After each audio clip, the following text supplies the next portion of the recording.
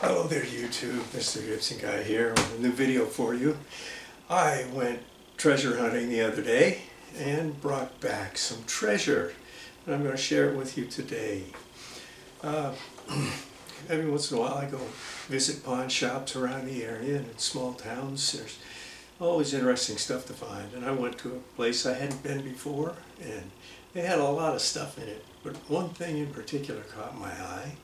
Being an old photographer back from the golden age of photography in the 70s and 80s,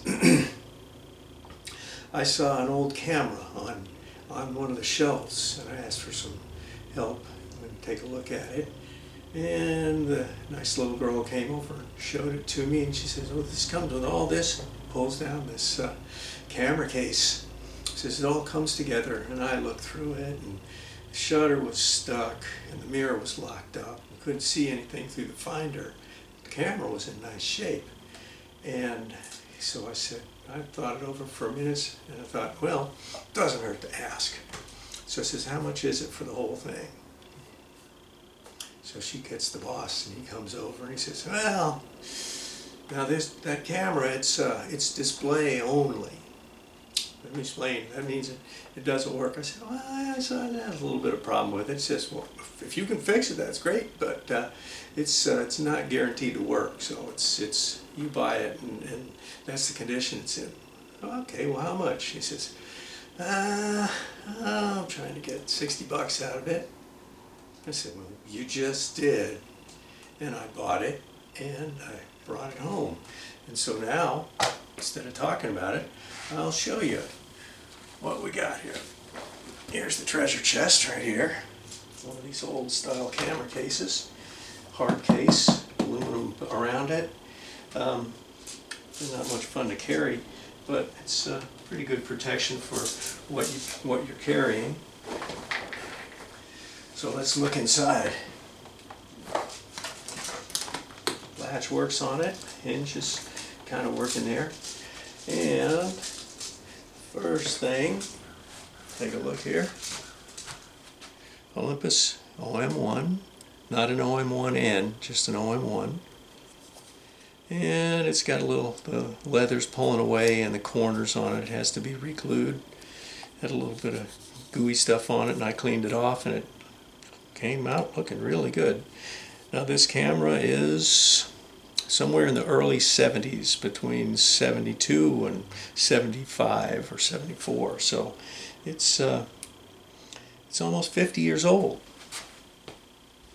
And along with the camera comes the Olympus Zuiko 50mm f1.8, which is a really nice, very compact little lens. I'll show you something with this. It came with the body cap and the lens cap too. Those are hard to find. And on this camera you have the red dot here, and you line it up with the red dot right here. Line those up like that. Twist it straight up till the red is on top, and your lens is there. Now I messed with this some today. I watched a YouTube video on the problems they have with this, and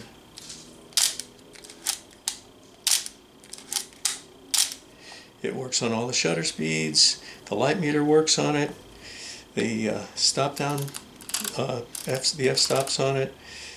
All the apertures work, and something that some people, I've been watching some videos to see how young people interpret these cameras, and some people get this right, some people don't. There's two buttons on the lenses, the lens button on the top here, and opposite there's a button down here on the bottom of the lens. And a lot of people say you got to squeeze both of those to remove the lens. The fact is, the top button is the lens release. The bottom button is the depth of field preview button. And you shoot, and it's on the lens instead of on the body, like many cameras do it. And all right, that's enough of that. There we go. All right, so red line up with red. There we go. There it is, red, right, hot right there. Line them up, make it snap, and your Olympus is all ready to go. But that's not all. Wait, there's more. Of course, it came with this kind of tacky old 70s era camera strap. Lots of hooks on it and everything. Doesn't smell too bad, I guess. And came with this. These were not real exciting, but hey, it's all for 60 bucks. The 28mm f2.8 JC Penney wide-angle lens. It's got the two buttons, the lens release and the stop-down button. No lens cap with the 28mm, but they each came with a little lens pouch. And then got another one. That's a Numa. Another lens pouch. And this one is a 135mm f2.8 telephoto, kind of a portrait lens. And this looks like it's never even been used. It's got a little lens hood on it. Has a Numa. Get the lens hood retracted. You can put the correct lens cap on it. This one comes with a lens cap. Wait, there's more. 60 bucks here. I'm gonna get my money's worth in this treasure hunt. Nice long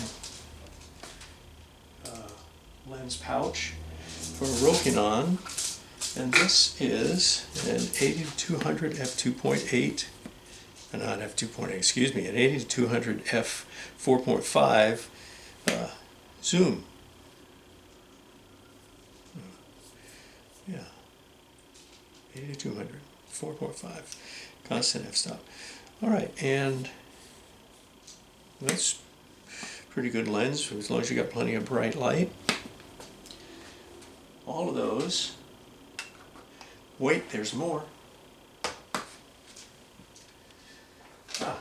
Some cooking filter set. What's in here? Oh, I got this one's from something else. This is a body cap or a lens cap, rear lens cap for a Minolta lens. And here's a Koken filter which screws on to your lens and never wants to come off. And an assortment of a couple of Koken filters here on this handy dandy little pouch. I remember when they came out with these, and they had a whole bunch of them. And they sell you a pouch that had like a set of 2 or 3 of them, and there's all these, you know, get the star filter and get these different color filters and get this UV filter and all this stuff. So that was a gizmo and a gadget, and when everybody was trying to find their secret to photography, people got those. And of course there's more. I have the original OM-1 instruction manual. Whole book is there. That's good to have. I already looked up some stuff in it. And the OM-1 or the Olympus manual for the Zuiko lenses for what they were making in the mid-70s. And some other literature. And what I got here? A skylight filter. Yeah. Some paperwork, miscellaneous stuff. And that's about it. So, 60 bucks. I get the camera, body, and 4 lenses. Got the camera working. Got some extra filters in the books. And a case. Not bad. I like my Nikon stuff better, but this was not a bad deal. So that was the treasure of the day. I'll see you next time.